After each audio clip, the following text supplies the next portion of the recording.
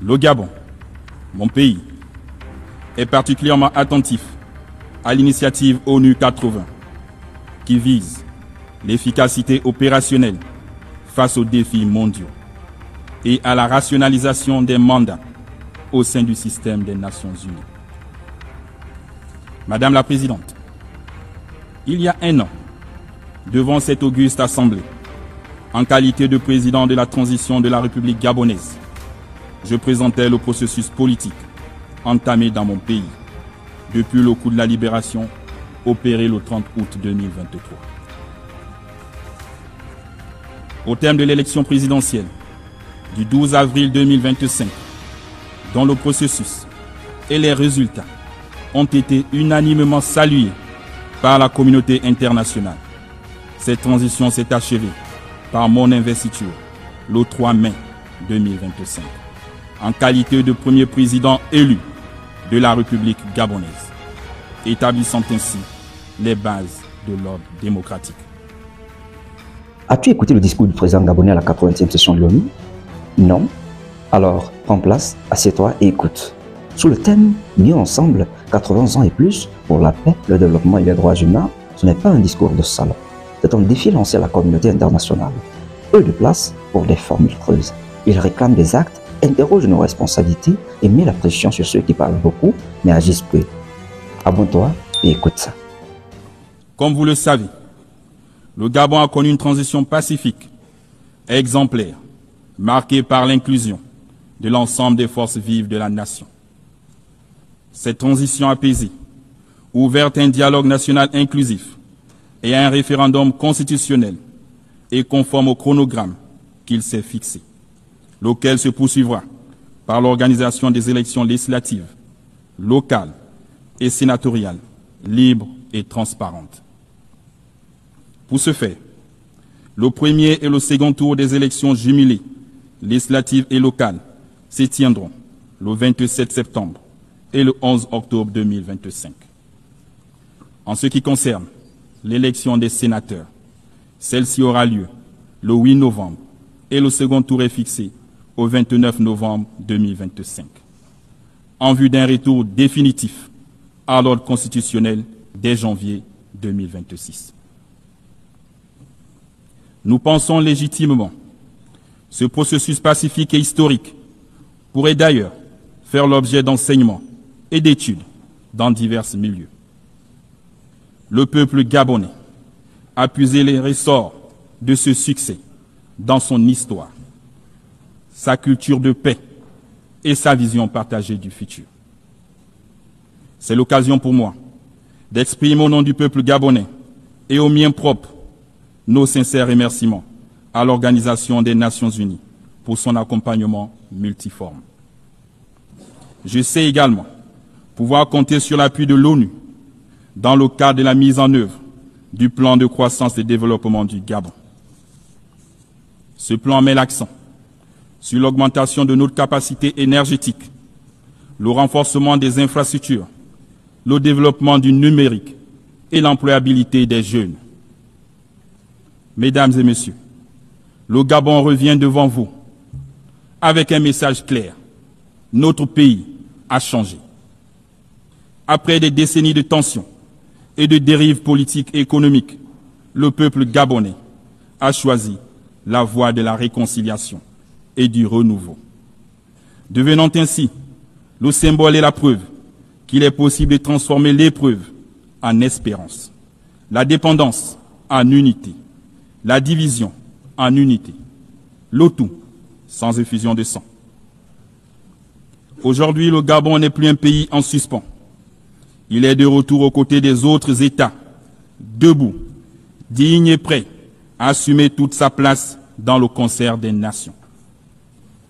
Le Gabon nouveau, digne d'envie, que mes compatriotes appellent de tous leurs vœux, signifie aussi que l'État gabonais doit désormais être au service de son peuple.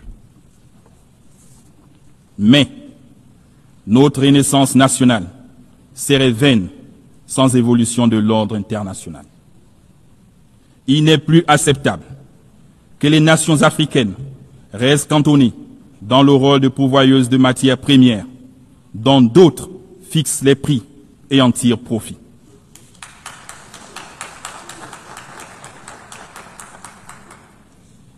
C'est donc le lieu pour moi d'inviter les investisseurs publics et privés à nous accompagner dans le cadre de partenariats gagnant-gagnant. Nous avons décidé de transformer nos ressources sur place, de créer des emplois chez nous, développer des filières industrielles africaines et dialoguer avec le monde sur des bases d'équité, de probité et de respect mutuel pour notre essor vers la félicité. Dans sa marche vers le développement, le Gabon, pays de paix et d'opportunité, continuera d'être une terre d'accueil pour tous ceux qui s'engagent à respecter nos lois, nos valeurs républicaines et à contribuer de manière exemplaire à l'essor national. Distingués délégués, Mesdames et Messieurs, cette 80e session de l'Assemblée générale, ayant pour thème « Mieux ensemble », plus de 80 ans et plus pour la paix, le développement et les droits humains, se tient dans un contexte international marqué par des crises économiques, environnementales et sécuritaires qui appellent à un engagement collectif, plus soutenu et plus ferme. Ceci est une invitation urgente à faire face à ces préoccupations, conformément à l'esprit et à la valeur de la Charte des Nations Unies. Mesdames et Messieurs, le monde offre aujourd'hui un visage profondément différent, alors que l'humanité n'a jamais disposé d'autant de moyens technologiques pour assurer son bien-être. Jamais la paix et la sécurité internationale n'ont paru si fragiles et si menacées. Il est plus que temps que la paix règne sur la terre, et particulièrement en Afrique, si meurtrie par des conflits dont les donneurs d'ordre et financiers se trouvent hors du continent. Que les âmes se taisent en République démocratique du Congo, au Soudan, dans la Corne de l'Afrique et au Sahel. À cet égard, plutôt que de toujours stigmatiser et condamner les États du Sahel, la communauté internationale gagnerait à les soutenir dans leur lutte contre l'hydre terroriste. Mesdames et Messieurs, le 12 décembre 1988, le Gabon reconnaissait officiellement l'État de la Palestine. Hier comme aujourd'hui, nous soutenons la solution à 2 États, seule voie, conforme aux résolutions des Nations Unies, pour garantir une paix juste et durable entre Israéliens et Palestiniens, autant que la sécurité internationale. De même, le Gabon ne peut que réitérer sa position en faveur de la levée de l'embargo imposé à Cuba, en raison de son impact négatif sur le bien-être des populations.